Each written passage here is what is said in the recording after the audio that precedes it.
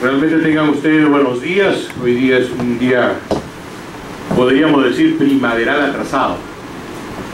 Lo bueno es que el astro rey ya salió y podemos el día de hoy empezar esta segunda parte de control político, y vamos a iniciar con un tema importante y siempre trascendente, no solo para el Parlamento peruano, sino para todos los parlamentos de Latinoamérica y el mundo en general, porque todos los parlamentos hacen sentir su peso de control político a través de lo que conocemos como comisiones investigadoras. Es el tema que vamos a ver el día de hoy.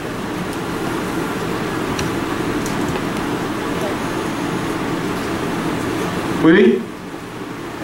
El tema de comisiones investigadoras, tendríamos que señalar dos aspectos antes de analizar a nivel constitucional. Hemos dicho que es un instrumento del control político que caracteriza fundamentalmente a América Latina, Europa y en general a todos los países con determinados desarrollos democráticos. El tema es cómo es que las comisiones investigadoras han tenido o no han tenido relieve constitucional. El origen más remoto de las comisiones investigadoras también lo encontramos en Inglaterra, y posteriormente para este continente, para todo el continente americano, llega las comisiones investigadoras a Estados Unidos de Norteamérica, pero no se plasma a nivel constitucional. Es decir, la Constitución norteamericana no tiene una mención a comisiones investigadoras.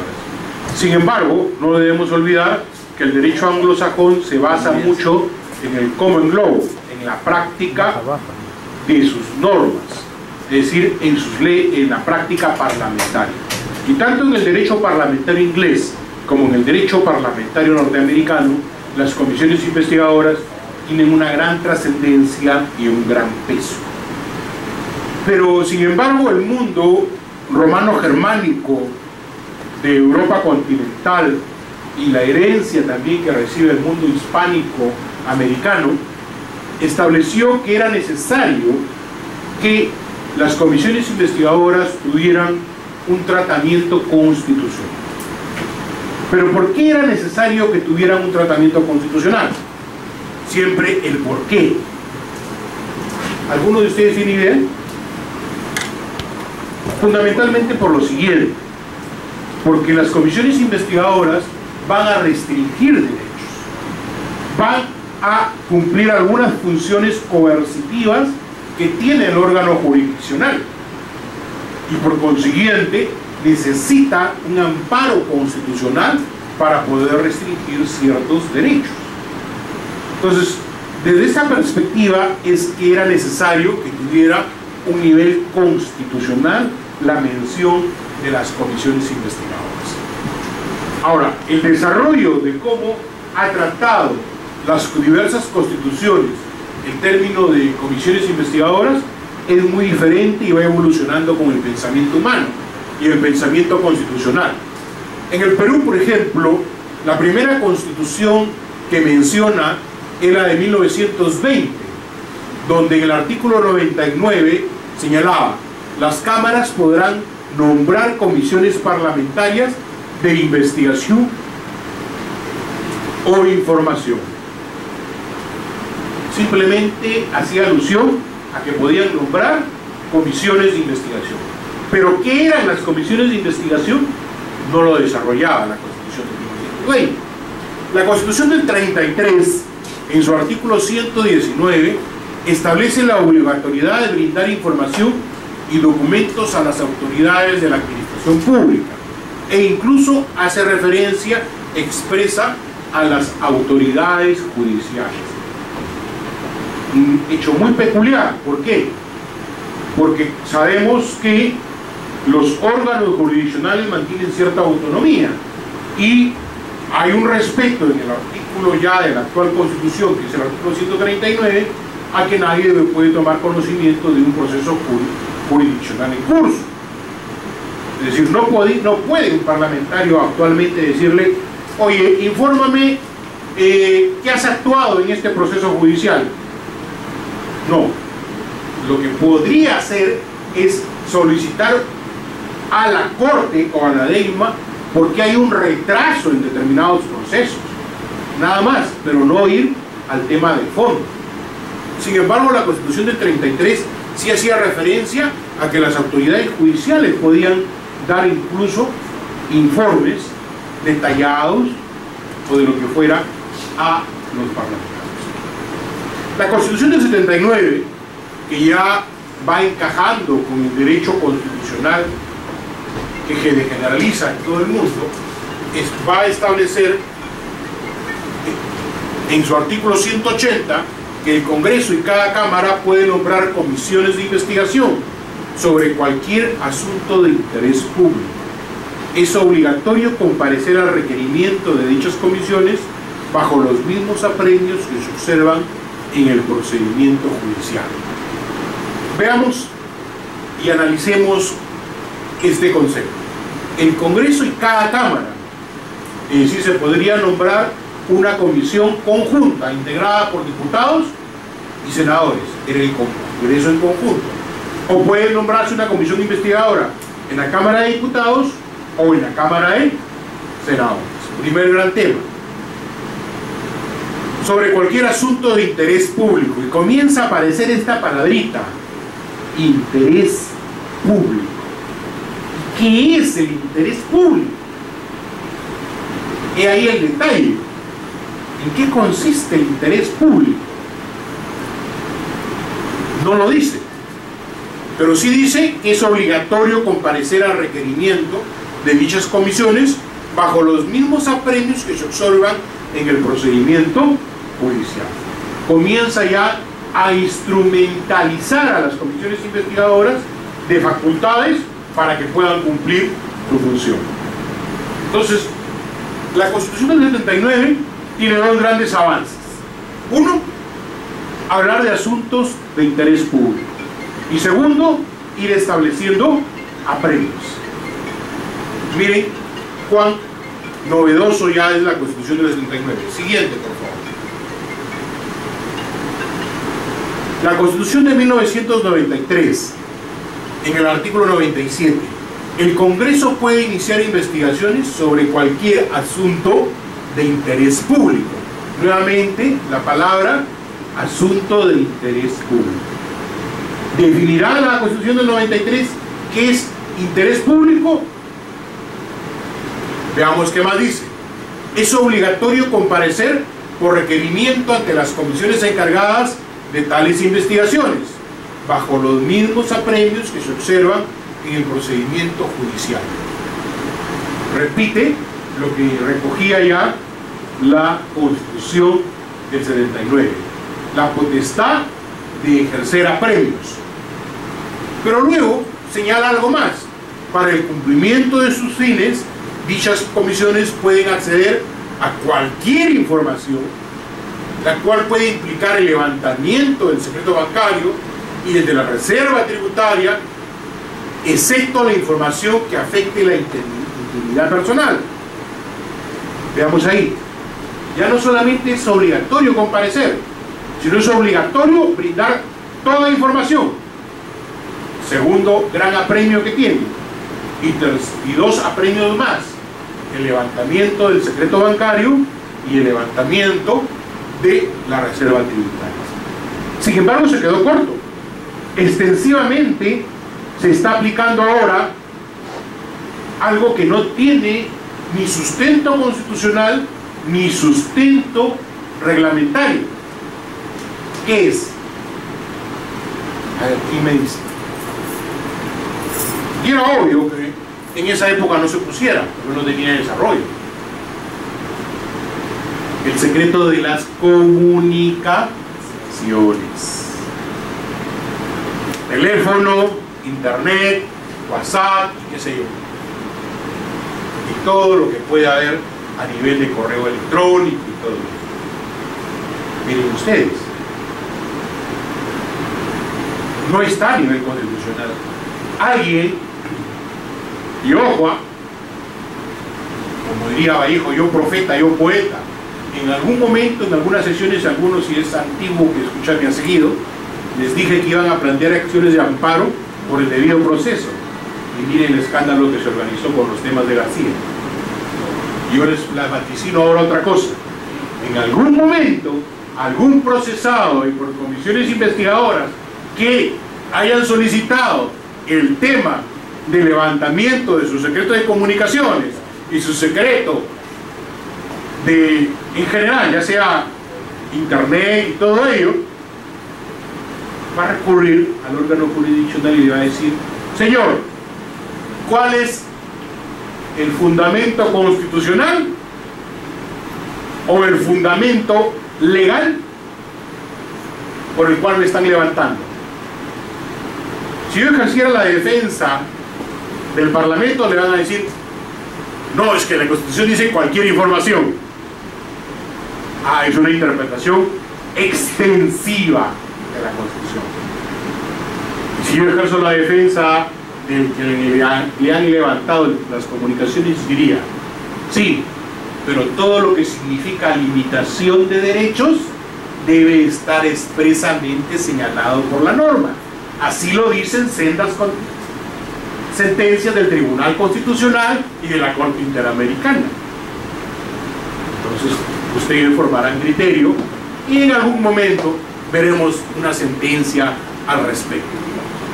Y un último párrafo que estableció la Constitución del 93, muy importante también: sus conclusiones no obligan a los órganos jurisdiccionales. ¿Qué significa esto? Que el trabajo que hace una comisión investigadora y que concluye, porque nos encanta, como ya les he señalado, solo hacer el control de la década de los 60, es decir, el control jurídico, concluye con acusaciones ante el Ministerio Público. El Ministerio Público puede revisar y decir: aquí no hay delito, si bien es cierto hay ciertas irregularidades administrativas, pero esto no constituye delito, no acuso, porque no obliga al Ministerio Público. Pero también esa frase fue colocada por algo más importante, que vamos a ver más adelante, porque ya se entendía por los constitucionalistas del 93 que una comisión investigadora no solo debía dedicarse a ver el tema de responsabilidades jurisdiccionales, debía abocarse a otros aspectos, que vamos a ver más adelante. Siguiente, por favor. Otro de los temas trascendentes en el derecho parlamentario y sobre todo en el derecho de las comisiones investigadoras es sobre su naturaleza jurídica. Y todo se va a desprender de la gran tradición que viene del control político. Naturaleza jurídica del control político, jurídico o control difuso o de responsabilidad política. Igual acá, la naturaleza jurídica de una comisión de investigación básicamente va a estar dividida en dos grandes rubros, en dos grandes bloques. El primero, que simplemente es un instrumento de información. ¿Para qué buscas una comisión investigadora? Para acopilar y juntar información. Oiga, solo para buscar información utilizo una comisión investigadora. Tengo otros mecanismos para buscar información. Puedo utilizar los pedidos de informe, puedo utilizar la estación de preguntas, puedo utilizar la invitación de los ministros a informar, en fin. Pero no puedo decir que simplemente son instrumentos de información. Por ello es que se considera, Santolaya dice, no son más que instrumentos de información, puesto que sus efectos jurídicos se agotan en la obtención de una serie de datos, noticias o conocimientos. Santolaya dice, como no obligan estos hechos al poder jurisdiccional, en eso concluye. Pero se va a olvidar Santolaya de algo trascendente, que vamos a ver más adelante. La otra posición es que son instrumentos de control parlamentario.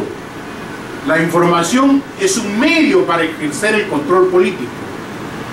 En Alemania hay un acuerdo doctrinal encabezado por Lowenstein y el Tribunal Constitucional Federal Alemán que señalan. También en España, Aragón Reyes, lo principal, lo sustantivo, es el control que a través de esas comisiones se realiza. Y lo auxiliar, lo accesorio, lo adjetivo, es obtener información suficiente para ello. ¿Por qué?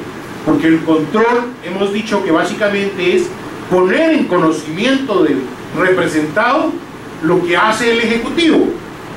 Dicho en otras palabras, es correr el velo del secretismo para que el ciudadano vea la película completa, tal y como sucedieron los hechos.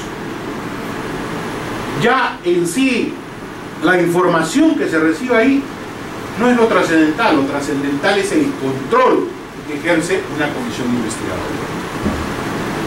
Por su parte, Medina Rubio dice que la naturaleza de las comisiones está determinada por 4 elementos. Las comisiones son polivalentes, dice, deben garantizar derechos constitucionales, la naturaleza y el objeto a investigar y el control difuso del poder político, considerado en el sentido amplio. Es decir, va a enfocar todos los aspectos que entran en un determinado control político. Siguiente. Nos hemos quedado con la inquietud que todo lo anteriormente estudiado señala que las comisiones investigadoras ven un asunto de interés público. Pero, ¿qué es el interés público? ¿Quiénes han investigado y han tratado de desarrollar el tema de interés público? César Landa, en su obra Observación Electoral e Interés Público en el Perú, señala: el interés público es un objeto jurídico abierto e indeterminado, susceptible de albergar tantos sentidos como intenciones hay, saludables o nocivas, para promover una investigación parlamentaria. ¿Aclaró qué entendemos por interés público? Nos dejó en la nube jurídica nuevamente, ¿no es cierto? Ese es como quien dice, para que los juristas entiendan y el resto siga en la nebulosa. Nos dice que es un concepto abierto. Bueno, ya sabemos que interés público es demasiado abierto, por eso queremos que nos digan qué es. Indeterminado, no se puede precisar, eso es indeterminado. Pero susceptible, dice, de albergar sentidos como intenciones sanas, saludables y nocivas. Es decir que cuando yo hablo de interés público, puedo utilizarlo saludablemente o en mala ley, para proponer una investigación parlamentaria. Los alemanes, que son un poco más sobrios al respecto, Peter Haberle, en su obra El Estado Constitucional, dice: el interés público es un concepto guía que se encuentra en todos los planos de la jerarquía de las normas y en todos los ámbitos del derecho, pero también en el contexto de todas las funciones del Estado como principio, norma y tipos jurídicos. Concepto también, como los alemanes, lleno de filosofía, pero nos da un elemento fundamental acá, que se encuentra en el contexto de todas las funciones del Estado. O sea, interés público está ligado a todo lo que sea función estatal. Algo le hemos rescatado ahí. Y ya este último señor sí es un tipo más que analista jurídico, analista político, aunque yo no quiero utilizar ese término porque cualquiera ahora con televisión se llama analista. Diríamos un politólogo.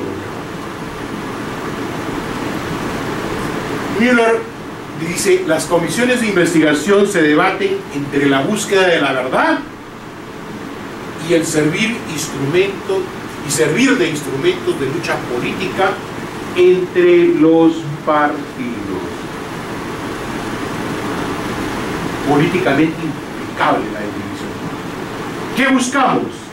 La verdad, para que la opinión pública sepa la verdad, pero también buscamos sirve de instrumento de lucha política entre los partidos.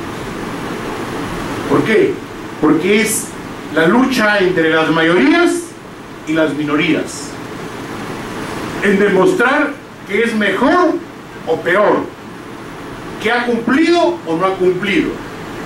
Y ese instrumento para poder poner ante los ojos de los ciudadanos es una comisión investigadora. Siempre. Pero la pregunta sigue flotando. Y antes de entrar a eso, ¿qué es el interés público entonces? Definitivamente los constitucionalistas y los autores han querido dejar el concepto abierto, como lo dice César Lange. ¿Para qué? Para que no se encasille y sea extensivo.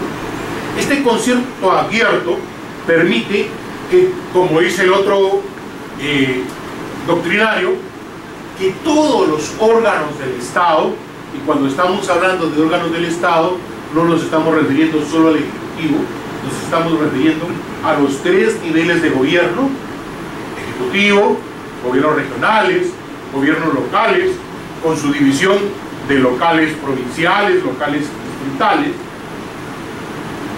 El coparlamento pueda cubrir todos ellos, pero adicionalmente a ello pueda cubrir también el aspecto de los órganos jurisdiccionalmente autónomos o constitucionalmente autónomos, para hablar correctamente. Llámese Tribunal Constitucional, Consejo Nacional de la Magistratura, llámese Jurado Nacional de Elecciones, es decir, toda la estructura en sí del Estado. Va a tener capacidad entonces una comisión investigadora de poder cubrir todo el espectro de lo que es la estructura del Estado. Pero, perfecto, pero todo lo del Estado ¿es de interés público o no es de interés público? Ese es un tema más complejo aún, porque el interés público se puede, ahí tenemos que diferenciar cuál es el interés o el llamado derecho público y el derecho privado. ¿Cuándo caemos en derecho privado y en derecho público? Y es más, algo más adicional, ¿cuándo podemos caer en el tema de ir contra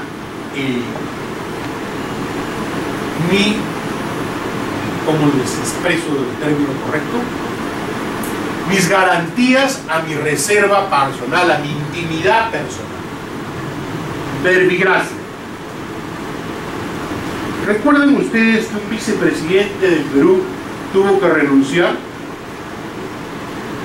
¿Recuerdan o no? Estoy hablando de Díez Canseco. Pero el tema de investigación, yo estuve en esa investigación en la Comisión de Fiscalidad de esa época, a nosotros era determinar qué nos interesaba: investigar el tema de su relación afectiva. ¿Era interés público su relación afectiva? Tal vez era interés para Magali, porque decían que la jovencita había sido novia del hijo y luego terminó siendo la esposa o novia en ese momento del padre.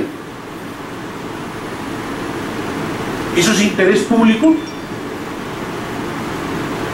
Ahí no había interés público. Pero ¿cuándo entonces el doctor Chirino se hizo mal a investigar ahí junto con el doctor Velázquez, que presidía la Comisión de Fiscalización? Un momentito. Eso era su lado personal, su intimidad personal, que la dejamos a salvo. Fue él el que la trajo al Parlamento con su famosa frase: amar no es un delito. Casi le sale el falso plebeyo, ¿no? Pero ¿cuál era el tema? El tema era, de fondo, ¿cuál era? Que si bien es cierto, no era su esposa, era su novia, o pareja, o amixer, como le llaman ahora, o amigo con derechos, como le dicen los muchachos. El tema es que Díaz Canseco había sacado un decreto supremo para exonerar del pago de impuestos al negocio que tenía el padre de la chica en el duty free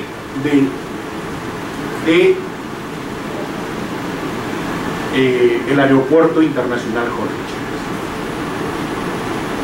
Entonces, ahí tenemos todos los elementos. El tema del negocio del padre era un tema privado. No teníamos por qué entrar a averiguar con qué dinero constituyó el padre. Por último, Canseco pudo haberle dado el dinero. Ese no era nuestro problema, eso es un tema privado. El tema de que si eran novios o no eran novios, y la relación sentimental solo servía para no ir al fondo, que si le había quitado la novia al hijo, no, eso no nos interesaba, eso era parte de su intimidad. Lo que sí nos interesaba es si se había o no favorecido a una persona determinada, y exclusivamente una sola persona, con un decreto supremo que se sacó para una exoneración tributaria. Porque lo curioso de esto es que la norma fue personal, prácticamente tenía significación general, pero solo se podía beneficiar. Ese fue el fondo. Lo otro fue lo accesorio, lo que le gusta a la chuchi, lo que le gusta al trome, ¿no? Para la carátula. Pero les pongo este ejemplo porque es el mejor ejemplo en cuanto al interés público. Hay un segundo ejemplo que se formó en esa época también. Si se puede o no investigar a la Federación Peruana de Fútbol, o fútbol, como dice nuestro amigo Batas. ¿Qué dicen ustedes? La Federación Peruana de Fútbol o balompié, para no hacernos problemas,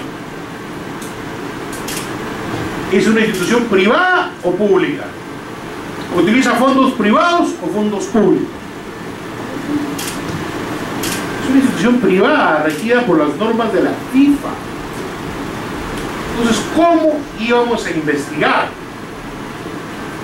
He ahí, y eso es importante.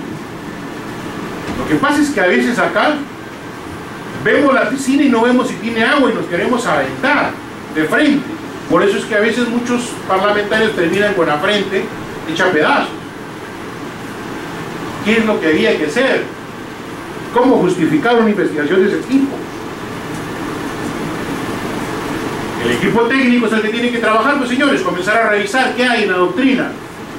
Y encontramos en la doctrina en Brasil que el Parlamento de Brasil efectivamente había hecho una investigación a la Federación Peruana, a la Federación Brasilera de Fútbol, basado en un argumento con carácter constitucional.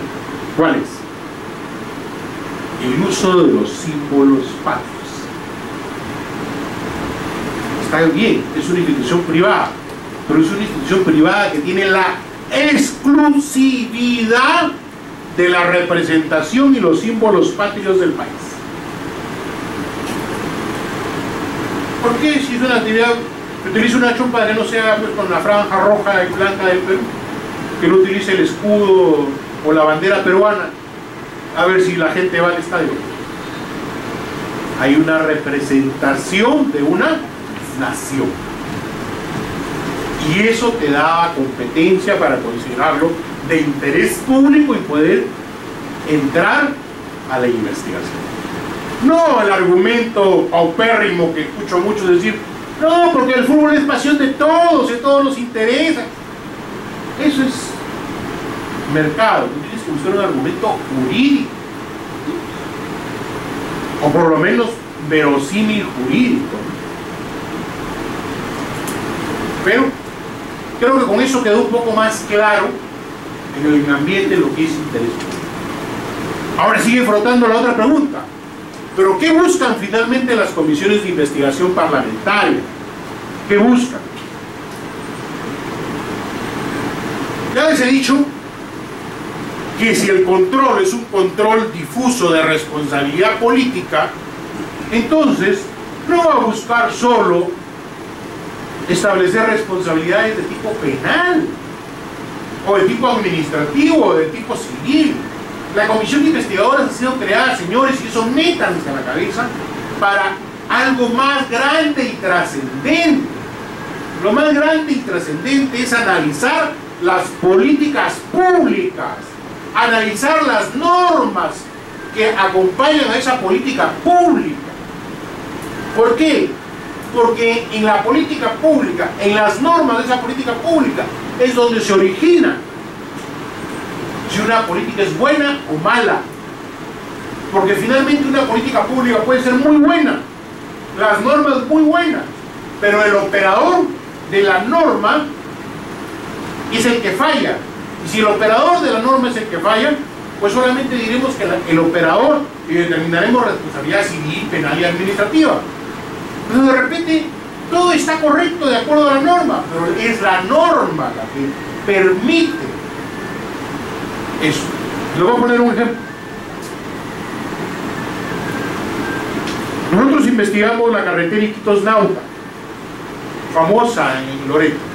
Esta carretera fue hecha como 3 o 4 veces, muy hábiles, muy hábiles. ¿Qué pasaba? Empezaban a construir la carretera faltando 15 días, una semana para que se inicie las lluvias. Y las lluvias en la selva son terribles. Las lluvias se llevaban por consiguientemente la carretera y paralizaban la obra. Entonces venía el tema y decían: he avanzado 30 kilómetros, no habían hecho ni 5, pero como las lluvias y el río se había llevado todo, demuéstrale pues. Y lo peor de esto, ¿quién era la empresa que hacía la obra? Hay una norma en la ley de contrataciones y adquisiciones del Estado que todos la critican y todos la usan. Estoy hablándoles de una investigación del 2005. Han habido 4 leyes nuevas de Consumcode desde esa época, y esa norma subsiste. Y es una disposición complementaria que dice muy simple, que si quieres salirte de la ley de contrataciones y adquisiciones, firma un convenio con un organismo internacional para que el organismo internacional ejecute la obra. Y ese organismo internacional en Iquitos fue la OEI, Organización de Estados Iberoamericanos para la Educación, una cosa así. La pregunta es: ¿qué hacía un organismo dedicado a temas educativos construyendo carreteras? Y como era un organismo internacional, el Congreso no tiene potestad para pedirle información a esos organismos internacionales, y no te brindan información. ¿Cuál fue nuestra conclusión y recomendación? Que debía ajustarse esa norma, que debía modificarse, y en el mejor de los casos derogarse, y que todo fuera por la ley de contrataciones y adquisiciones del Estado. Estamos hablando, disculpe, de antes del boom económico del Perú. Con el boom económico del Perú debimos necesariamente agilizar los trámites de la ley de contrataciones y adquisiciones del Estado. ¿Por qué? Porque el que hace análisis de políticas públicas sabe que inicialmente la ley de contrataciones y adquisiciones del Estado, y sobre todo de los años la de los 90, la de los 2000, fueron hechas para imposibilitar el gasto público. Porque como no había plata, y la plata te la dan ficticiamente, que son reales, te dicen: mira, José Carlos, te vamos a dar a ti como alcalde 10.000 millones. Yo chocho, con 10.000 millones voy a hacer esto. Todas esas obras son obras por licitación pública. La licitación pública, mientras preparo el expediente técnico, mi primer año de mandato, termino de preparar el expediente técnico, voy a licitar, y la licitación me demora entre 1 año a 1 año y medio si hay impugnación, y se van hasta con su CODE, se demoran 2 años. Y como en esa época mi función de alcalde era 3 años, me fui y no hice la obra. Y como los presupuestos son anuales, al siguiente año que me daban la plata, me la daban en papel, pero nunca me la daban en físico. Como cuadraba mi obra, me la quitaban. Era una plata ficticia. Porque ahora la plata es electrónica. Las tienes, pero en la medida en que no entres al CIAF, conectes tu obra y tu proyecto en el CIAF, no la tienes autorización para el gasto de ese dinero. En fin. Entonces era la ley de contrataciones en ese sentido. Era necesario modificar esa ley de contrataciones o buscar sistemas más acelerados. Lo que pasa es que el peruano, cuando hacemos un proceso más corto, siempre busca la decaída. Y por eso es que tenemos que en muchos proyectos de agua potable y alcantarillado, los que han fallado y los que han fracasado, habría que analizar si la política pública ha sido buena o no, pero lo que ha fracasado son los operadores, y ni siquiera la responsabilidad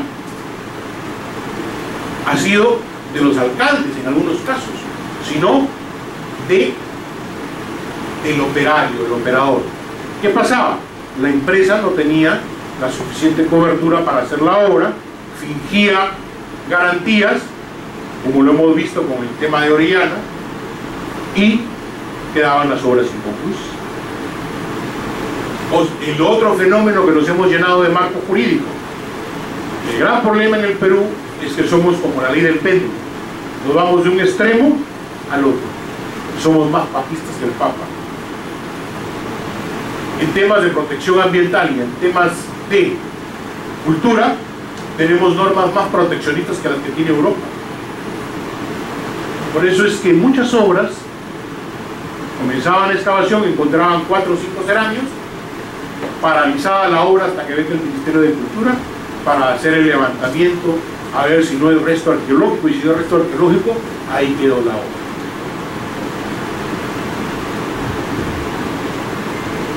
Entonces, todos esos problemas se han ido originando.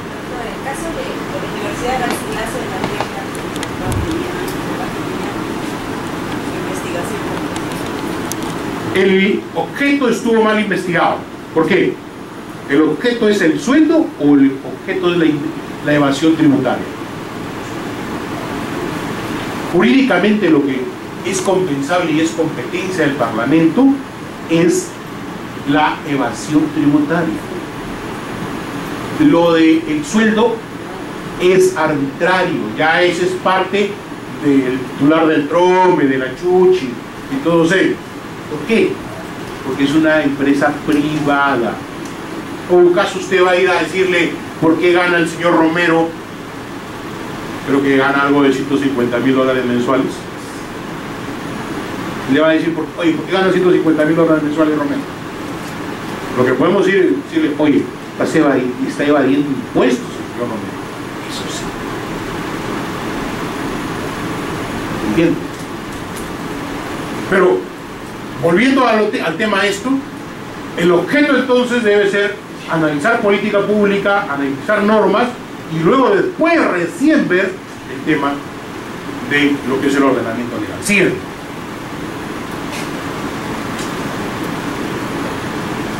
Ahí viene. Las comisiones investigadoras sobre un determinado tema de interés colectivo deben preguntarse. Miren las preguntas que deben hacerse. ¿Las acciones son hechos aislados de uno o más funcionarios? ¿Es el accionar delictuoso o la omisión de las funciones del funcionario las que se debe tener en evaluación? ¿Forma parte de una oferta política plasmada a través de una política pública? ¿Es el ordenamiento jurídico recién elaborado, el ya existente o el vacío legal el que permite el accionar del gobierno? Pongamos un ejemplo. Banco de materiales se dice que está quebrado. Perfecto. Veamos. ¿Es el accionar de un determinado funcionario corrupto el que ha hecho quebrar al banco de materiales? Veamos si efectivamente ha habido un funcionario corrupto. Este funcionario corrupto, ¿cuánto ha robado? 1 millón de soles, correcto. ¿Cuánto es el capital del banco? Por decir así un ejemplo, 20 millones. Oye, entonces ¿dónde están los otros 19? ¿Qué pasó ahí? Sigamos analizando. forma parte de una política pública plasmada a través de forma parte de una oferta política plasmada a través de una política pública. Ah, mira, qué curioso. El capital del banco es 10 millones, pero en condonaciones de deudas tiene 5 millones de condonaciones de deudas. A ver, veamos cómo se dieron esas condonaciones de deuda. ¿Y quién las dio? Ah, mira, algunas de ellas fueron propuestas directas del Ejecutivo y otras directamente del Parlamento. ¿Por qué? Recuerden, inundación en el norte. Pobrecito, ya no pueden pagar su deuda. Hay que condonarle su deuda. En el Parlamento, condonación de deuda. Como hay condonación de deuda, ¿a quién quebramos? Al banco. Así quebró el Banco Agrario también. O sea, si sumamos, con esto no estoy negando actos de corrupción, pero los actos de corrupción no quiebran muchas veces las instituciones, son otras políticas públicas las que hacen quebrar. ¿Me entienden? Por el modo. Y para implementar esa política pública tiene que haber normas, y esa norma la dio el Parlamento. Entonces, ¿a quién tendríamos que sancionar? ¿Ah? Por eso es que nuestras comisiones investigadoras finalmente no dicen nada. Nosotros hicimos una investigación sobre el FONAVI y realmente es muy curioso, ¿no? ¿Por qué? Porque hubieron normas que dieron el gobierno de Fujimori que cambiaron la naturaleza del objeto de lo que era el FONAVI, para lo que fue creado. Pero algunas de esas normas fueron refrendadas por el Parlamento. Entonces deberíamos sentir vergüenza ajena si nosotros mismos, el Parlamento, fue el que desnaturalizó el FONAVI. En fin, justo comentábamos temprano, para concluir esto, que uno de los grandes temas, por ejemplo, donde no puede entrar y que no entra una comisión investigadora, es el tema de la fe, del culto. ¿Saben cuál es el mejor negocio en el Perú? Deberían de tener una mina, ser pastor evangélico. No pagas impuestos, no tienes control fiscal, no das recibo por honorarios, no otorgas boletas y recibes. En general, tanto en la Iglesia Católica como en todas las iglesias. Bueno, y ni siquiera por el tema financiero podríamos entrar a ver una comisión investigadora, pero sí podríamos analizar como comisión investigadora, no a un grupo específico, sino en general, el problema de la tributación en las iglesias evangélicas, porque hay iglesias evangélicas que manejan mucho dinero y se convierten, sobre todo en centros poblados menores, en empollos económicos y cachetadas a la pobreza, sus locales en comparación a los demás de la zona.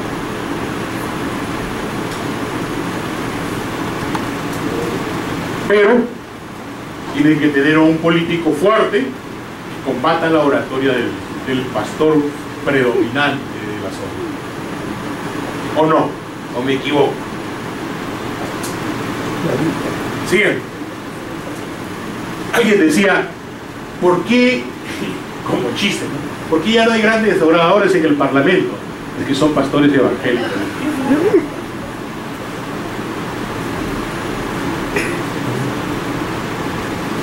Por consiguiente, estamos llegando a la conclusión que las comisiones investigadoras deben evaluar las políticas públicas, el ordenamiento jurídico y las responsabilidades, ya sean de carácter civil, penal, administrativo o político, del tema de interés público que la originó, para así develar ante el ciudadano las buenas, deficientes, malas o incorrectas políticas públicas, la debilidad o deficiencia del ordenamiento jurídico, así como no los actos de corrupción de los funcionarios. Pero solo debe poner en evidencia, no debe además proponer mecanismos de corrección en sus recomendaciones, Recordemos que una política pública se instrumentaliza a través de una norma. Por ende, con una comisión investigadora, el Parlamento encontrará los verdaderos temas legislativos que desea la ciudadanía, el interés público. Se cierra así el círculo con la potestad de la comisión investigadora parlamentaria de proponer normas. ¿Qué quiero decir con esta parte final?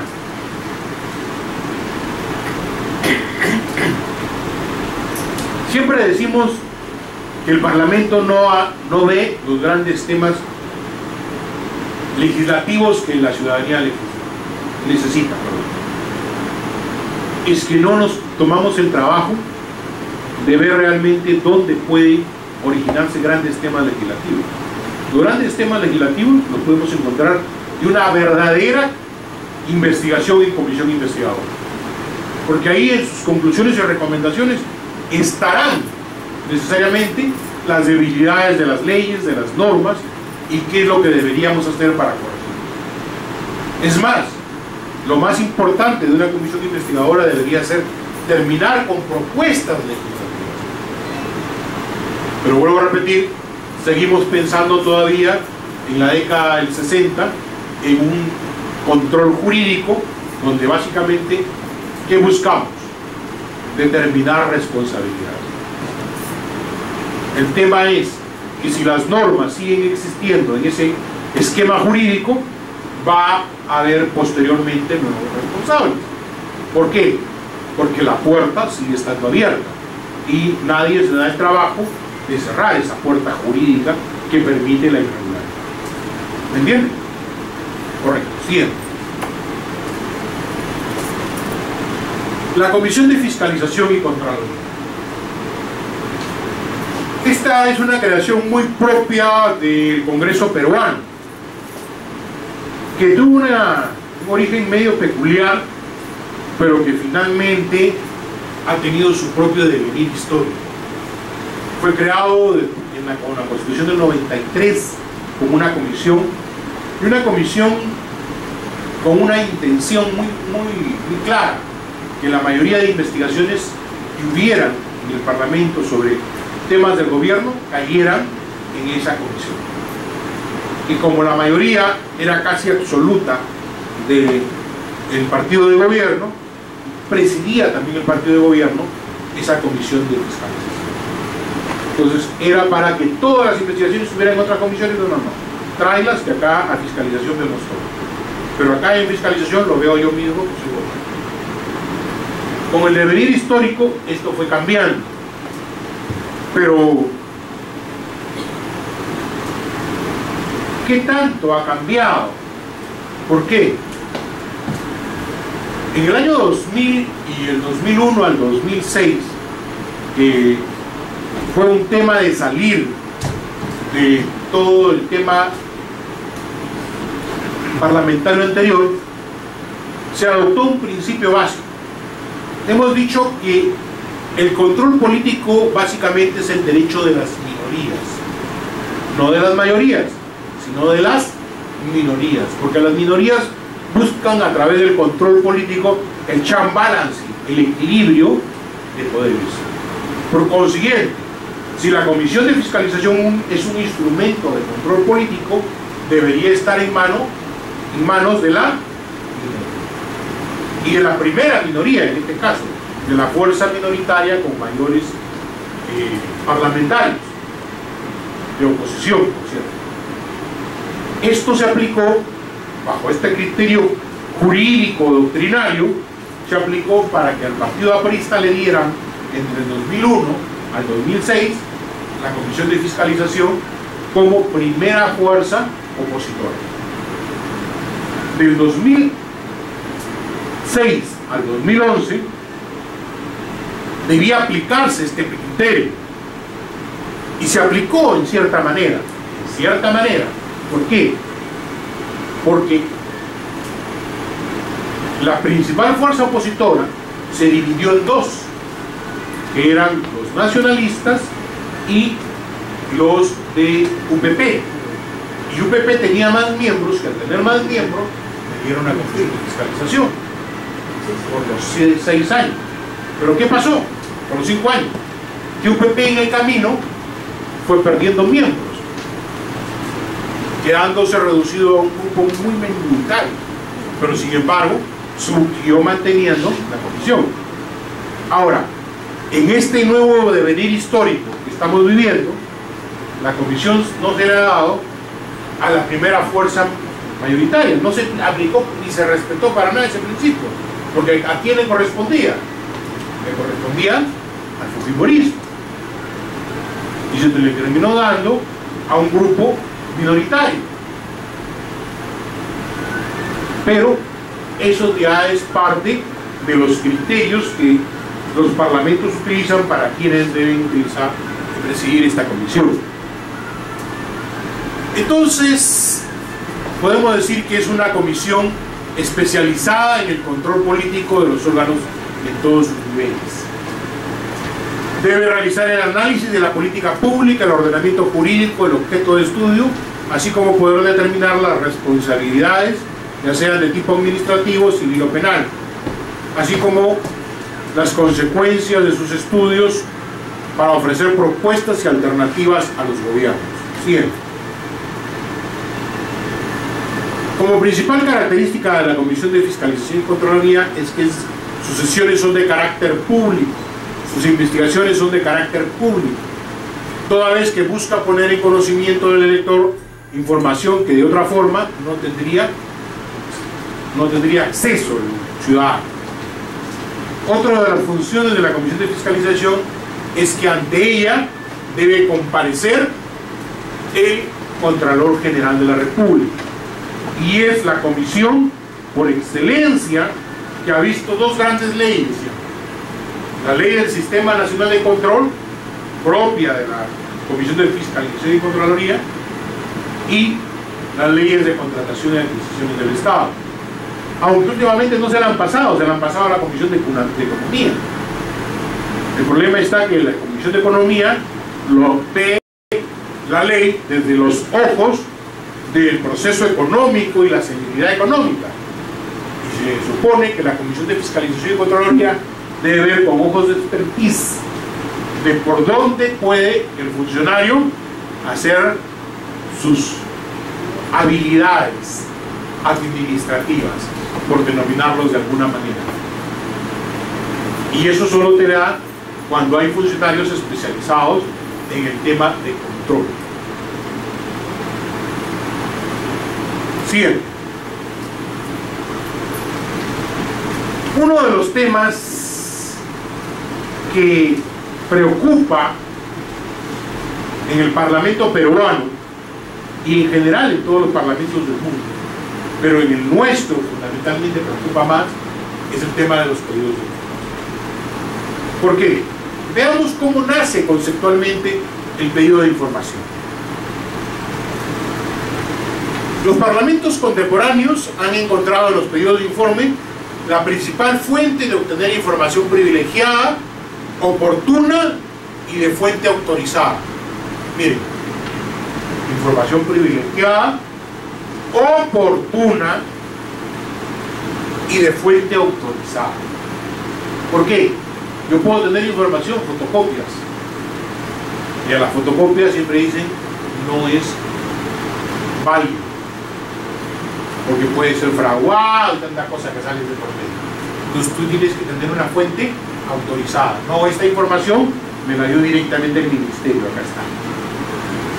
Pero el problema está que si tenemos en el Perú información oportuna, vamos a ver, en el mundo globalizado donde la información es poder, miren, donde la información es poder, por eso se dice que vivimos en el siglo del conocimiento.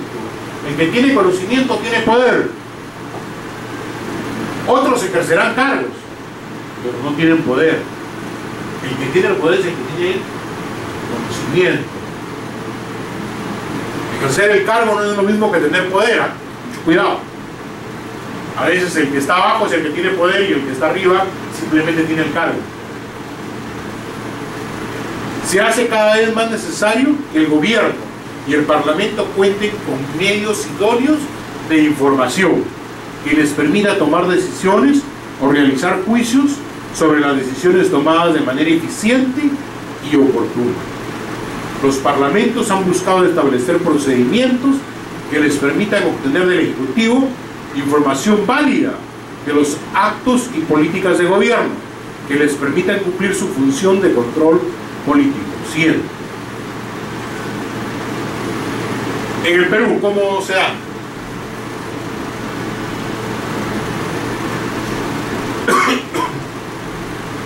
Los pedidos de información en el Perú nacen en 1834.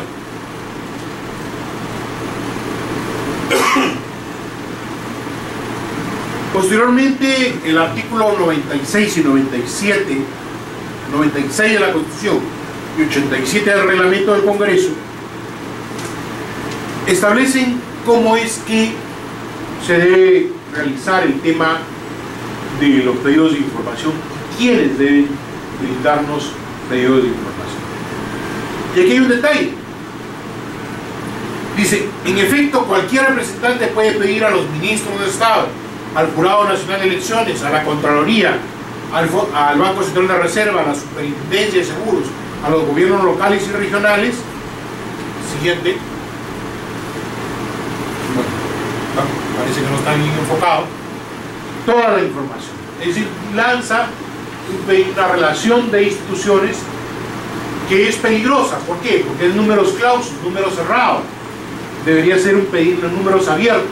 Debería bastar en decir a todas las instituciones de la estructura del Estado, para todas aquellas que nuevas que se crean puedan estar comprendidas del poder.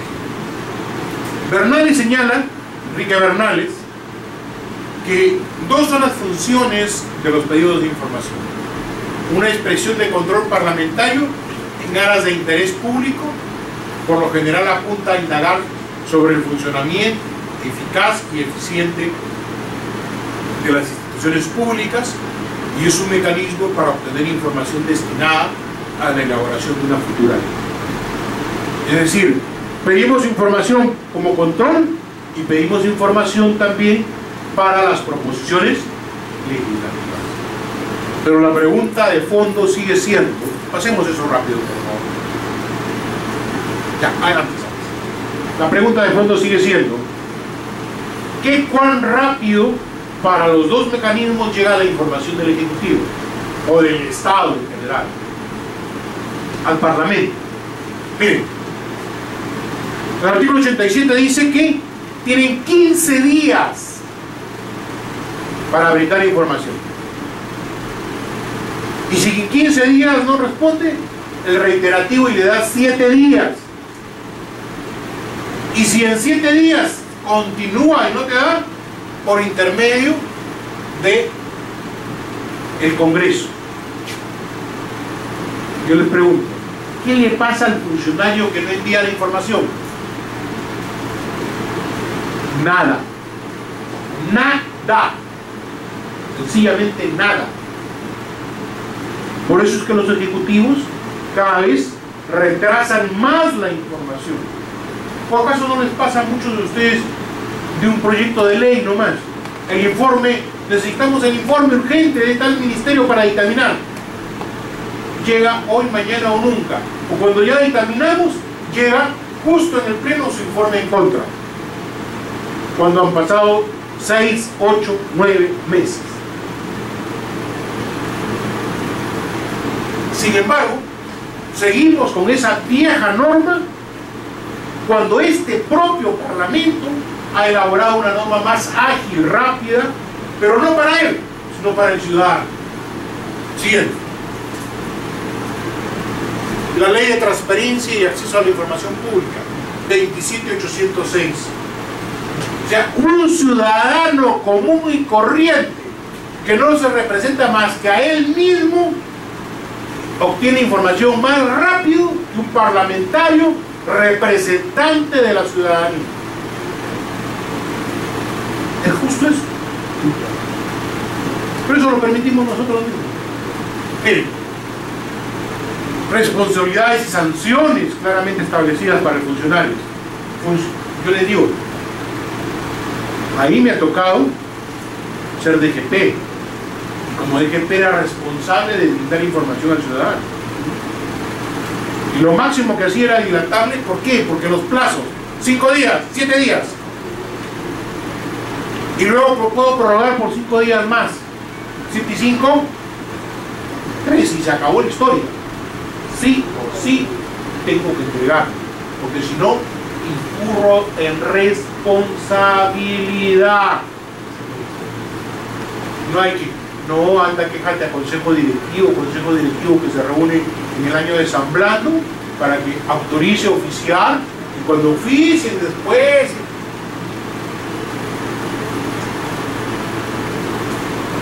Necesitamos en el Perú modificar urgentemente el artículo que autoriza los pedidos de información. Debemos hacerlo un artículo ágil, con menos plazos, un artículo con sanciones directas al funcionario responsable de la entrega de la información. Porque no puede ser que se estén burlando del Parlamento y un ciudadano. He visto oficios de parlamentarios y es lamentable. Los entiendo, pero no comparto su posición en el sentido de que piden información como ciudadanos y no como parlamentarios. Y como invocan esta ley y no la ley del reglamento del Congreso, porque saben que por esta ley obtienen la información más rápido.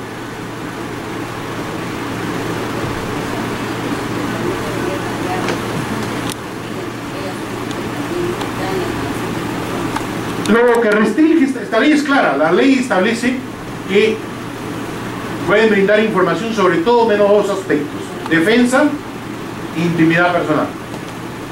Esos 2 aspectos nomás protege esta ley, la ley de protección de la información. La misma lo del reglamento del Congreso.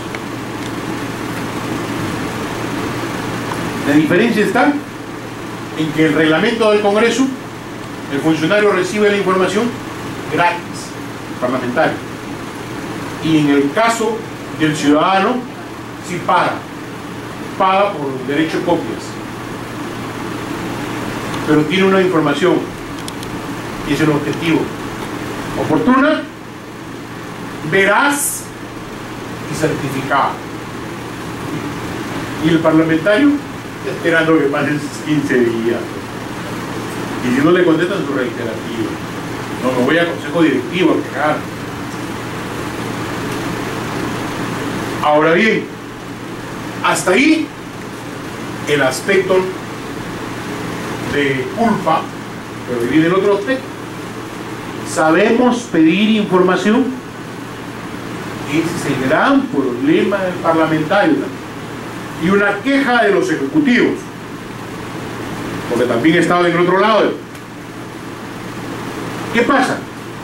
Parlamentarios ahora dicen: señor, quiero que me informe sobre el proceso de contratación del puente para Tangamandapio. Ah, ya, perfecto. El proceso de contratación del puente de Tangamandapio se origina desde el expediente técnico. Son 6 cajas de información con 18.000 folios. Sácale copia y le mandas ahí. Eso es, disculpen la expresión, entretente por no saber pedir las cosas. Y ustedes saben lo que he querido decir. Ese es el problema, que cuando se hacen pedidos de información no somos capaces de discriminar, revisar información previa y saber exactamente. ¿Qué pediría yo? Señor, envíeme una ayuda a memoria de los actuados de la construcción del puente de Tangamandapio, y específicamente remítame la parte concerniente a, si ya he tenido información previa, a la licitación. Si sé que el problema es desde el expediente técnico, específicamente de la aprobación del expediente técnico, y quiénes fueron los responsables de la aprobación del expediente técnico. ¿Para qué quiero el resto? Para decir: uy, mira cómo investigo la cantidad de cajas que tengo que revisar. Uy, Dios mío, ¿cuándo terminaré? Pero subiste pedido. Es casi como Santa Rosita, ¿no? ¿Saben ustedes la tradición de Ricardo Palma de Santa Rosa? ¿Lo saben o no? Como para distraernos un ratito. Dice que Santa Rosa pues rezaba y oraba mucho a Dios, y Dios le escuchaba, ¿no? Entonces Santa Rosa en sus prédicas le dice: Señor, dale a mi Perú un rico mar con grandes riquezas, concedido, Rosa. Pasa una semana y Santa Rosa dice: Señor, dale a mis hombres de los Andes una rica cordillera con abundantes minerales, concedido, Rosa. Pasa otra semana y Rosa: Señor, por favor, dale a los hombres de las costas pequeños valles hermosos para que cultiven y buena ganadería, concedido, Rosa. Y así seguía pidiendo Rosa. Pasado un mes: Señor, te pido finalmente, Rosa, por favor, ya no fastidies. Es que, Señor, te iba a pedir que le des un buen gobierno al Perú. Debiste empezar por ahí, Santa Rosa, ahora ya no.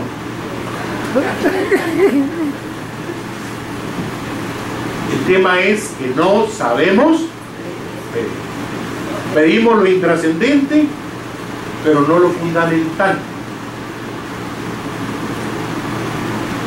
Pero en fin, siguiente. La invitación a informar de ministros y altos funcionarios del Estado. La invitación a informar de los ministros y los altos funcionarios del Estado tiene su origen en el siglo XVIII, de una derivación del periodo de informes.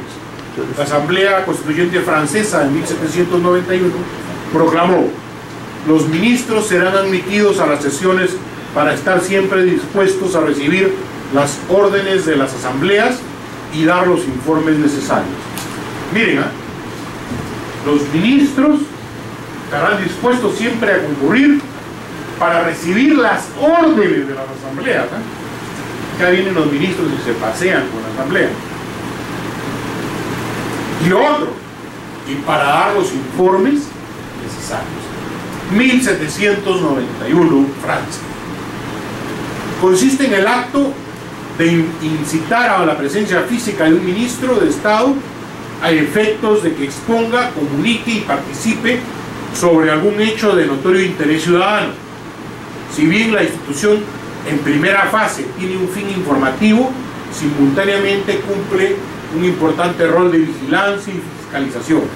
En rigor, sirve para observar las acciones sectoriales realizadas o en proceso de ejecución, así como para develar las posibles o probables responsabilidades políticas derivadas de la conducción de la carrera ministerial. Siguiente. La presencia del gobierno en las cámaras es un requisito fundamental de los regímenes parlamentarios. Lowenstein señalaría: el sentido íntimo de esta disposición yace en el hecho de que la Asamblea puede ejercer un mejor control sobre sus propios miembros que sobre los elementos extraños a ella. De esta manera podrá someterles a una serie de preguntas y respuestas, pidiéndoles cuentas sobre el desempeño de su cargo y exigiéndoles de esta manera responsabilidad política. Para Martínez Felipe, el instrumento permite al gobierno y a las cámaras verse las caras, face to face, como dicen los ingleses, es decir, cara a cara. Eso es lo fundamental, estar cara a cara, porque finalmente con el pedido de informes tú tienes un frío papel que muchas veces no refleja lo real. Sin embargo, en una confrontación personal no solo es la información que recibes, sino los gestos, las conductas que muchas veces determinan las posiciones que va a adoptar el Parlamento, porque en ello se va a ver la seguridad del ministro de que maneja el tema o su incomodidad por la falta cometida por un funcionario. Muchas veces a los ministros han venido y han comenzado a exponer una plantilla, pero ante las preguntas se les ha visto la notoria incomodidad o el Parlamento les ha hecho ver lo que ellos de su propio informe no veían y terminan inmediatamente poniendo a disposición a responsables de determinadas acciones.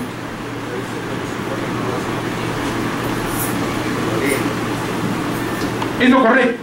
Por experiencia, el discurso que sí lee el primer ministro, lo ensaya defendiendo mucho, y he visto ministros que se nota que ni siquiera han revisado antes porque vienen y recién balbucean a leer, lo que significa que no han leído previamente el informe. Como que ministros que tratan de interiorizar, ellos el informe lo han revisado, han corregido sus informes y por consiguiente vienen y demuestran solvencia a la hora de exponer sus. Eso es lo que demuestra esta institución, el face to face, el cara a cara. Pero adicionalmente no debemos olvidar una cosa, que nuestro reglamento dice, y basta que haya venido un ministro para informar, para que pueda posteriormente pedirse una moción de censura. Es algo que no se practica, pero que se puede dar, porque así lo permite el reglamento del Congreso. Siguiente. En nuestro Perú, esta institución apareció confundida con lo que eran los informes en 1823. En el texto del 79, primero expresa, ya le da una autonomía a lo que es la institución de presentar informes. Ahora, el tema que tanto la Constitución del 79, la del 93, tienen un defecto de falla, de origen. ¿Quiénes pueden venir a informar? Los ministros de Estado, fundamentalmente. Pero yo les hago una pregunta. ¿Es que acaso no existen presidentes regionales que manejan presupuestos más grandes que los ministros de Estado y no hay obligatoriedad que puedan presentar sus informes en el Pleno? Ese es un defecto. No tenemos la potestad de que los parlamentos inviten a un presidente regional a que informe en el Pleno sobre determinadas acciones. Esa es otra de las cosas que tenemos que corregir. Porque no es posible que un señor presidente regional se crea un cacique o un señor feudal, imposible de ser traído al Parlamento si no es por una comisión investigadora con los apremios que tiene la comisión investigadora. Ni siquiera se presenta invitado a comisiones y no podría presentarse al Pleno del Congreso porque no hay norma autorizativa para ello. Y somos muy formalistas para presentar a un presidente regional ante el Pleno. E incluso en la sustentación de los presupuestos, damos la sustentación de los presupuestos a los ministros de Estado, a órganos constitucionalmente autónomos, pero no le damos la potestad a los presidentes regionales, que manejan enormes presupuestos. Dejo ahí como un tema pendiente a modificar en el reglamento del Congreso y a nivel constitucional. Siguiente. Antes de entrar a eso, ¿cómo se da la invitación a un ministro? Se da de dos formas: a través de una moción para que se presente, y la otra forma es voluntariamente. Hay ministros que mandan su oficio, que ante el problema originado con la caída del puente de Tangamandapio, yo, ministro de Transporte, solicito que el Pleno me autorice a ir a informar sobre las causas de este fatal accidente, ¿no? Y viene voluntariamente. ¿Y por qué hacen esto a muchos ministros? Eso es cuando un ministro tiene solvencia. Lo hacen voluntariamente para evitar una interpelación, porque ya suena feo. Bien, me van a traer interpelado, es como traerte ya a la fuerza, ¿no? Es como al novio, es preferible invitarlo que el padre lo llegue al altar con escopeta en la espalda, ¿no? Casi así es una interpelación. Entonces, esa es la gran diferencia. Pero siempre tiene que haber, en el caso de una moción, cuando el parlamentario lo solicita, y un documento de fondo cuando voluntariamente llega.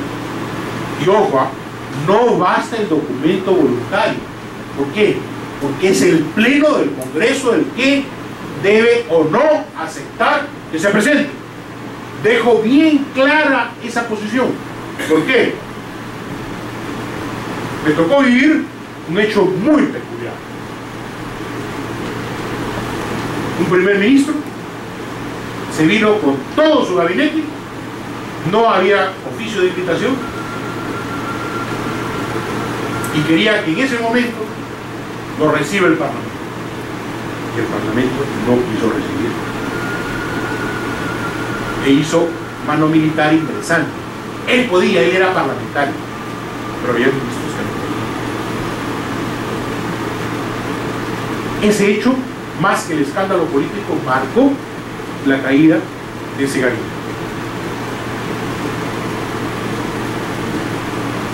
Era la defensa del fuero parlamentario.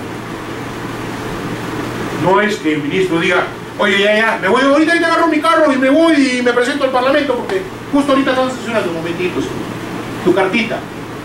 Y por último, junta de portavoces, ven, oye, ¿le vamos a permitir que el señor venga? No, no queremos que venga la próxima semana. Caballero nomás, el que manda es el pleno, porque esta es la casa del Parlamento. ¿O acaso alguien, ustedes reciben a gente así nomás porque llega, mañana me voy acá, oye, mañana me aparezco en tu casa y voy a almorzar a tu casa? No, oye, ¿me puedes invitar a tu casa? Otra cosa. Hay un tema de respetos entre órganos institucionales. Ahora, ¿pueden presentarse los ministros ante comisiones ordinarias? Sí. Muchos ministros evitan ir a los plenos incluso, por lo que les dije, por el tema de manejo, por el tema del face to face, y dicen, pucha, voy a tener que enfrentar a todos. Y en comisiones, ¿cómo estoy en la comisión? ¿Qué es mi tema? Ah, sí, ¿y quiénes son los miembros? Ah, no, háblale al presidente para presentarme en la comisión nomás.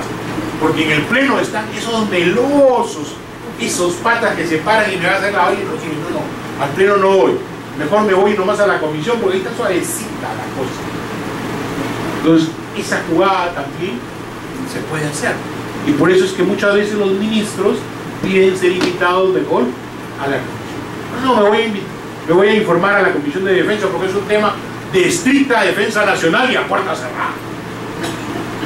¿No es cierto? Invitación. Pero no solamente es voluntaria, también el presidente de la comisión muchas veces solicita que venga el primer ministro o los ministros a su determinada comisión a exponer un determinado tema. Y aquí una recomendación. Miren, malas prácticas borran buenas razones. Y la diplomacia parlamentaria, tan venida menos, consiste en mantener siempre buenas relaciones entre ejecutivo y legislativo. Muy poco veo ya que si yo soy de la Comisión de Transportes y me han designado presidente de la Comisión de Transportes hoy día, lo mínimo que debería hacer si yo soy ministro de Transportes, al día siguiente coger el teléfono y decirle, oye, mira, Pepe Pérez, soy el ministro, estoy a disposición, tú eres mi comisión competente para mis temas, tengo interés en algunos proyectos de ley que vamos a conversar, ¿qué te parece si nos reunimos en privado en alguno de estos días, nos tomamos un café y conversamos, y cuando tú gustes estoy a disposición para ir a informar cualquier tema a la comisión? Ese es lo sano, lo democrático. Pero ahora veo, no, yo soy ministro, me van a llevar esos patas a ir a informar, por favor. Ese tema tiene que mantenerse. Eso sirve mucho de buenas relaciones entre instituciones. Y por lo que conversábamos el día anterior, porque en el tema del órgano político, como es el Parlamento, los que ahora son minoría, mañana serán mayoría, y así sucesivamente. Y si hemos tenido malas prácticas, cuando nos toque ser oposición, ¿cómo vamos a exigir que para nosotros también tengan buenas maneras. Como dicen en mi tierra, amor con amor se paga. Otro de los temas por los cuales se concurre a las comisiones ordinarias es por mandato legal. ¿Cómo es eso? Hay determinadas leyes que establecen la obligatoriedad. Siguiente, por favor. Para que ministros concurran a informar sobre determinados aspectos concretos, ya sea a las comisiones, o primero las comisiones y posteriormente al pleno. Por ejemplo, el ministro de Comercio Exterior y Turismo debe acudir anualmente para informar sobre el Día Nacional del Artesano. El presidente ejecutivo de Sierra Exportadora debe acudir a una sesión conjunta de Comisión Agraria y Comercio Exterior. El problema, ¿saben cuál es? Que muchos de estos son letra muerta, porque no se cumple. Les digo, yo estuve en Comercio Exterior un año. Planteé a mi presidenta, tengo la obligación legal de que venga el jefe de Sierra Exportadora, no me interesa, me dijo. Y he visto otros presidentes igual. Nunca ha venido el jefe de Sierra Exportadora a exponer cuando hay un mandato legal. Hay un mandato legal, por ejemplo, para que la Comisión de Justicia y la Comisión de Constitución reciban al defensor del pueblo para su informe anual. Y luego de ahí tiene que venir a informar al pleno. Lo que pasa es que muchas veces esos informes se vienen en vanos. Esa es la dignidad también de los informes en este sentido de carácter legal. ¿Por qué? ¿Ustedes han visto cuántos parlamentarios están en el informe del defensor del pueblo en el pleno?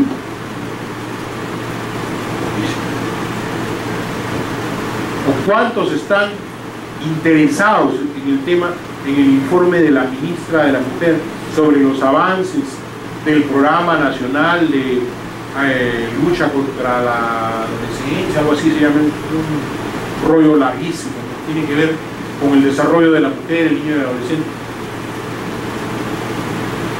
Poquísimos. A nivel de comisión sería muy bien visto, bien debatido, pero no solamente se han quedado a nivel de comisión, sino que expone a nivel de comisión y se vuelve a exponer a nivel de pleno y se vuelve infructuoso. Hay que tener mucho cuidado cuando planteemos legalmente informes en el pleno, que sean informes con temas que sean de interés general. Cuando son de interés sectorial, no tiene mucha trascendencia en los plenos. ¿Por qué? Porque no olvidemos que los parlamentarios, entre comillas, buscan especializarse por temas. Aunque es difícil una especialización cuando las comisiones duran un año. Ese es el tema. Pero adicionalmente a esto, estas exigencias legales han nacido por otros aspectos también. Les digo, por ejemplo, son 3 años ya que estoy en la Comisión de Ciencia y Tecnología. El primer año que llegué, ¿qué pasa? El gobierno ha dicho que iba a crear el Ministerio de Ciencia y Tecnología, no se creó. Hay defensores y opositores, perfecto. Pero Concitec estaba en educación, ahora está en la PCM. Y como el tema de ciencia y tecnología es transversal a todos los ministerios, y PCM es dirigido por el primer ministro, que de alguna manera debe realizar la política transversal a nivel de todos los gabinetes, se le invitó al primer ministro, porque cuando invitamos a la jefe de Concitec, la jefe de Concitec siempre dice, bueno, y esta política no la puedo aplicar porque no tengo la potestad para influir sobre los otros ministerios. Una vez, 2 veces me cambiaron de ministro, volvieron a cambiar de ministro. Entonces surge de los mismos congresistas que se haga un proyecto de ley para exigir que el primer ministro venga anualmente a informar. Entonces es la necesidad muchas veces a que exista un mandato legal ante el rehusamiento de la autoridad competente a venir, para que exista una obligatoriedad legal ya a que anualmente venga a informar. Hasta eso se podría cambiar si es que las presidencias de comisiones no se cambiaran anualmente. Podría venir anualmente o cuando fuera necesario. Pero como nuestras políticas son tan cortoplacistas, y tenemos un gran problema, que cuando venimos, por ejemplo, el de cierre exportadora, viene en agosto para explicar el avance de ese año presupuestal, y viene el próximo agosto cuando ya también no hay continuidad en su política presupuestal. Lo mismo le pasa al Contralor. El Contralor prefiere informar los meses de diciembre y no en agosto, para informar en sí lo que ha hecho en todo el año. Porque nosotros tenemos un plazo diferente al plazo presupuestal del Ejecutivo. No sé si les ha pasado. Mientras afuera todo el mundo anda pensando en la finalización del año en las instituciones públicas en diciembre, nosotros es intrascendente la finalización del año. ¿Cuándo es la finalización del año para nosotros? Julio. En julio y agosto es cuando se ve la finalización del año y la desesperación para ver a qué comisión vamos. ¿Quién sale o quién no se queda? Esos son los problemas que tenemos. Siguiente, por favor.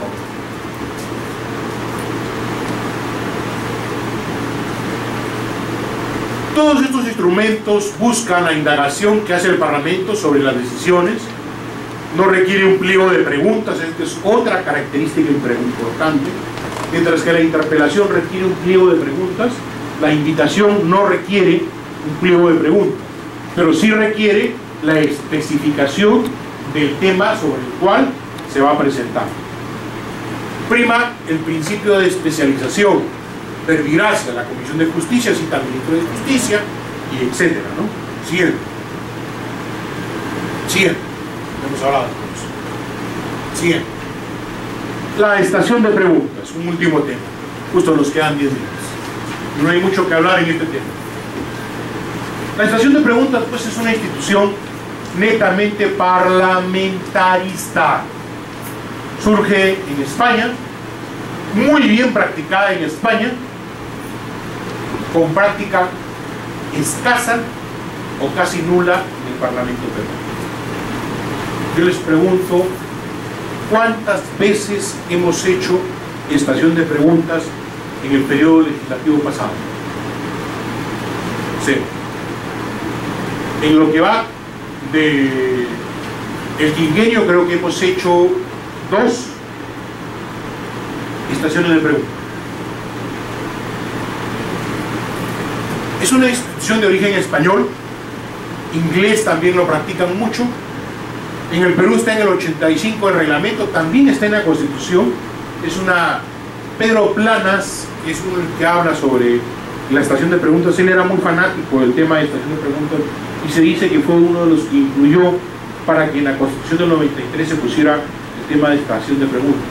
¿Por qué? Porque el tema de estación de preguntas en España es impactante. Se practica la primera semana de cada mes. Todos los meses, ¿no? La primera semana de cada mes se practica, es la práctica española. Pero no hablan actualmente, siempre. Estuve, cuando en el 2009 estuve en España, nos llevaron a una de estas y es impresionante. ¿Quién era el primer ministro? Era Rodríguez Zapatero. ¿Quién era el líder de la oposición? Rajoy. Yo les digo, todo da vueltas. Rajoy ahora es primer ministro. Y ojo, la estación de preguntas no es como en el Perú, que los 130 parlamentarios, cuando va a haber estación de preguntas, dicen para que manden su pregunta, y muchas veces terminan 70, 80 preguntas para diversos ministros, ¿no?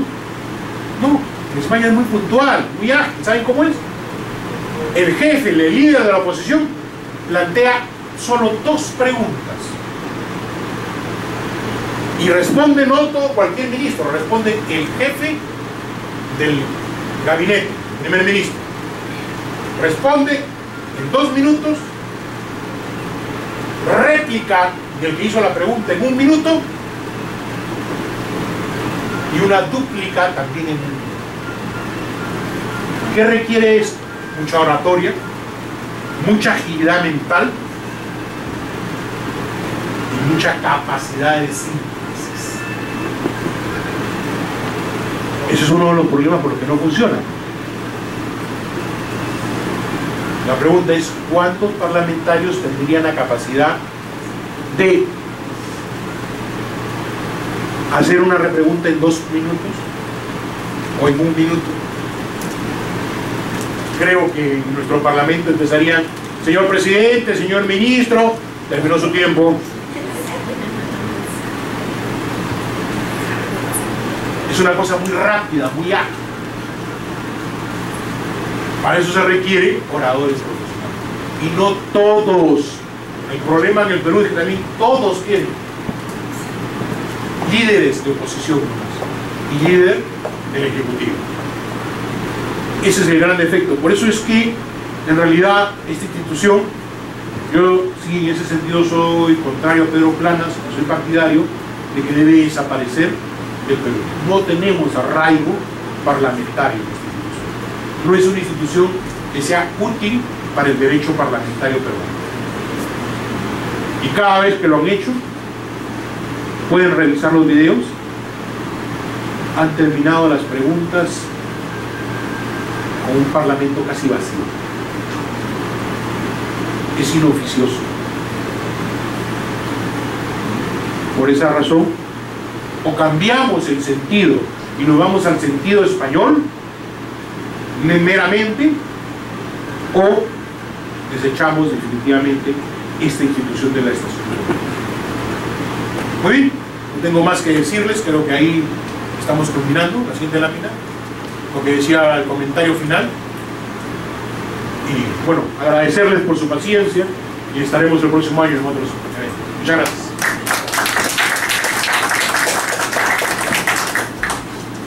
Bien, si no hubieran algún tipo de preguntas, si quisieran compartirla con nosotros. No olvidaba. Hablando de estación de preguntas. Buenos días con todos. Mi nombre es Aristides Álvarez, soy coordinador parlamentario para el Gobierno Regional de Lima. Y creo que usted habló sobre un tema de interés respecto a los periodos, ¿no? Entonces, parte de lo que he dicho es cierto, pero también hay que analizar ciertos factores, ¿no? Y yo, ya que estamos terminando, rogaría que las personas responsables, usted como expositor, quizás en una próxima curso o charla de este tipo, ¿no? Ver justamente, creo que dirigido a los asesores congresistas, que efectivamente el 99%, por ejemplo, de los pedidos que yo traigo personalmente, como parte de la exigencia de los plazos que establece el reglamento, son pedidos que nada tienen que ver con el interés público, nada tienen que ver con el tema de poder servir de material o de información para poder elaborar un proyecto de ley. Le pongo un caso, por ejemplo, un congresista pide que, a pedido de un alcalde de un distrito de nuestra región Lima, que se le proporcione pitos, chalecos para las juntas vecinales. Eso no son pedidos de información. Pero lo hacen y eso pasa porque a veces la elaboración los chirinos lo hacen los asesores y el congresista los suscribe, y de esos pedidos hay diferentes. Entonces yo creo que parte de eso es que hay que, un poco capacitar a los asesores respecto a ese tema, que es importante para mantener pues esta comunicación. En el caso de nuestro gobierno sí tratamos de que los plazos se cumplan. Y agradecerles y felicitarles por gracias.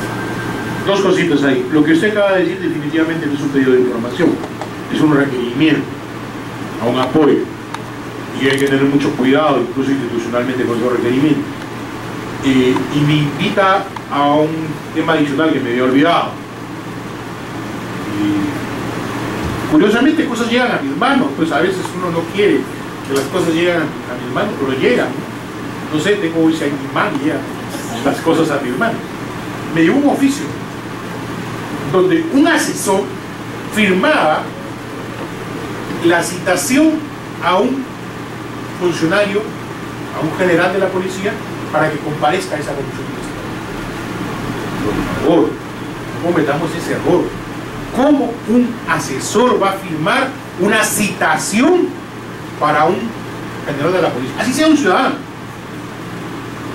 ¿O aquí ustedes han visto que el oficio o la resolución del juez la firma el auxiliar? Firma el juez, si no, no tiene valor. Pero lo tengo ahí porque el libro que voy a publicar lo voy a poner de lo que no se debe hacer.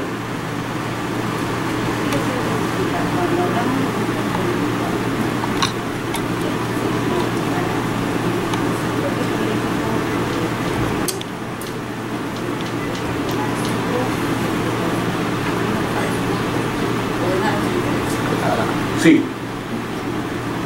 Cuando se inició el centro de capacitación, y aquí una idea, pues de repente la recoge, fue algo muy simpático porque se inició casi cuando se iniciaba en una época así, que se iniciaban los gobiernos regionales, los gobiernos locales, e hicimos cursos en Lima y en otros lugares para dictarles a presidentes regionales, a alcaldes recién electos y regidores, fundamentalmente a consejeros regionales y regidores, por el tema de control político. ¿Por qué? Porque, y ahí, yo siempre he dicho, si no estudias, si no investigas, no tienes de qué hablar. Revisamos estatutos de asamblea, de consejos regionales. Y había estatutos de consejos regionales que tenían más potestades que una comisión investigadora en el Parlamento. El Consejo Regional podrá oficiar al general de la policía para que conduzca a grado o fuerza al que no comparezca ante la comisión investigadora del Consejo Regional. ¿Puede hacer eso? No. Ni nosotros podemos hacer eso, tenemos que ir hasta a pedir autorización al juez, porque se hace por intermedio del juez el pedido de conducción grado o fuerza. Y pero está en mi estatuto. Sí, pues está en tu estatuto, pero es contra el eje, es contra los derechos constitucionales, es no válido. Y hay una diferencia, ellos no tienen ninguna prerrogativa, son débiles totalmente los consejos regionales y los consejos municipales donde están los regidores. Tienen esa función de acuerdo a ley, pero tienen un gran problema, que no son autónomos presupuestalmente. Como no son autónomos presupuestalmente, no les ponen ni secretaria, ni escritorio en algunos gobiernos regionales. Hay gobiernos regionales donde ni siquiera les han pagado a los vicepresidentes porque se pasó a la oposición. Entonces, si no tienes instrumentos de apoyo para poder fiscalizar como fiscalizas, hay mecanismos, hay que utilizar la prensa. Pero el otro problema que tienen es que ahí sí son minoría de minorías. ¿Por qué? Porque la ley electoral establece que el presidente regional, o en el caso de los alcaldes, se lleva la mitad más uno de los regidores. Y como negocias con otro grupo de minoría, terminas siendo una minoría, por decir, de 6 regidores, terminas siendo una minoría de 1 o de 2, que poco o nada puede hacer. Y más aún, que ni siquiera te pagan las dietas. Eso. Pero legalmente el problema es que no tienen prerrogativas.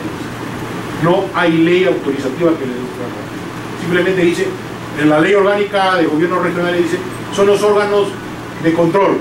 ¿Pero con qué? No dice. ¿Correcto? ¿Alguna otra pregunta? Hable ahora o calle para siempre.